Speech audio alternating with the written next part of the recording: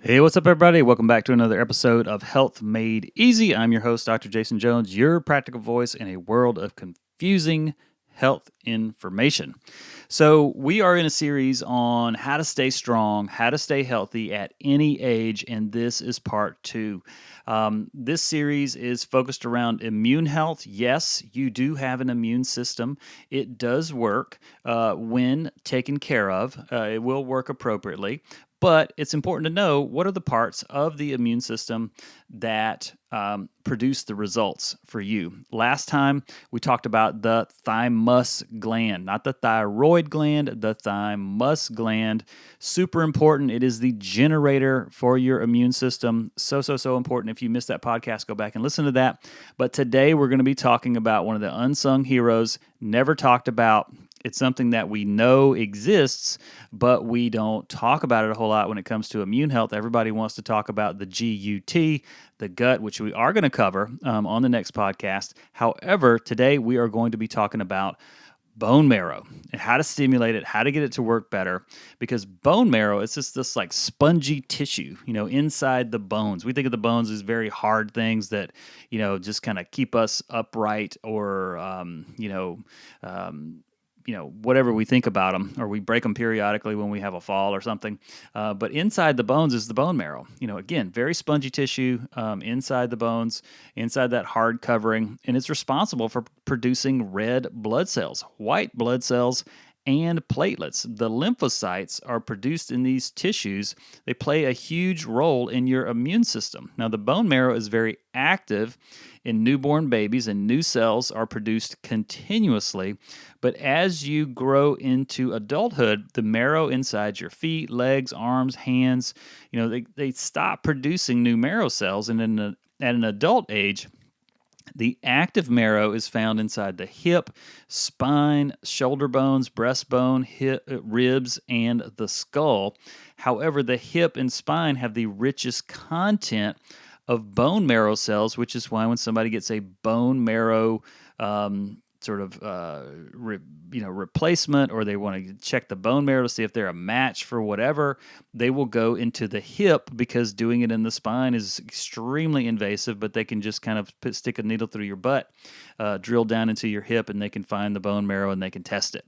Now, what's the role of the bone marrow? Like we said earlier, our bone marrow produces red blood cells, white blood cells, and platelets. The blood cells start off as stem cells. If you have listened to anything health related, natural health related over the last, probably 2 or 3 years, you've heard about stem cells. These are just young, immature cells inside the marrow. They, once they develop, they don't live for too long. That's the reason why, our bone marrow continuously produces all 3 types of the blood cells to keep us healthy. These things have a lifespan. We're not going to get into that. But red blood cells are mainly involved in the transport of oxygen and nutrients. Now, these cells often get rid of things like carbon dioxide, which is given off through the lungs, when you breathe out. Platelets are, concerned with supporting blood coagulation or clotting to stop bleeding, at sites where you've been injured or cut. And the white blood cells are mainly involved in the immune response of the body. They help fight against infections, to improve our health, and just keep us rolling and keep our overall well-being doing well. However, there are many types of white blood cells in the body.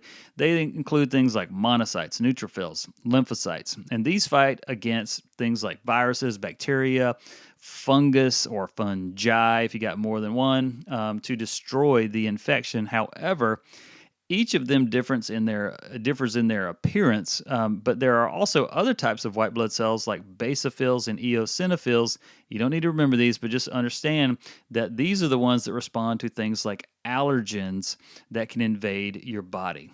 Now, the role of the bone marrow in the body is basically this. Your immune system generally works to protect your body from disease. The lymph nodes, which are small glands scattered throughout the body, we talked about this last time, are made inside of the bone marrow. And once they are made, the lymphocytes travel between each of these nodes throughout the channels called lymphatics. Lymphatic channels lead to a duct, which is like a tube that is emptied into a blood vessel, and the lymphocytes enter into the blood through these little ducts or these little tubes or little, part of our plumbing, if you will. They are basically there are basically three types of lymphocytes. You have B lymphocytes or B cells.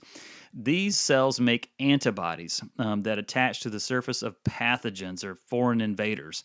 These antibodies stick to molecules called antigens, which is the bad guy, which binds to the surface of the microbe.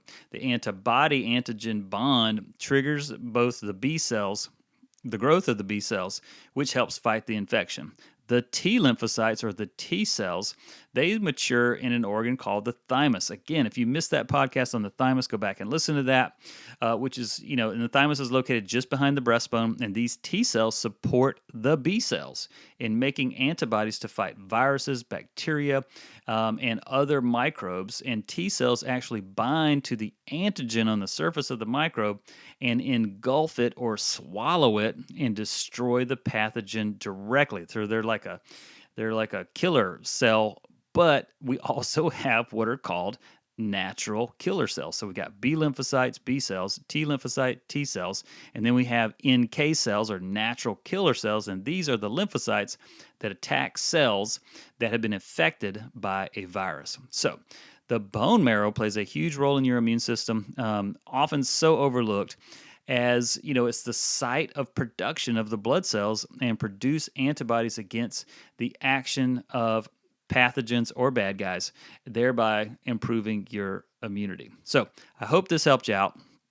Definitely want to check out the next podcast because we are going to cover the gut and its role in immunity. But again, if you missed the one on the thymus gland, go back and check that out. And also, if you have not subscribed to this podcast in whatever podcast player that you are listening to it in, please do so to make sure you don't miss any of these episodes. I know they're short, but they are practical. And again, this is Dr. Jason Jones signing out. Again, your practical voice in a world of confusing health information. See you on the next podcast. Bye-bye.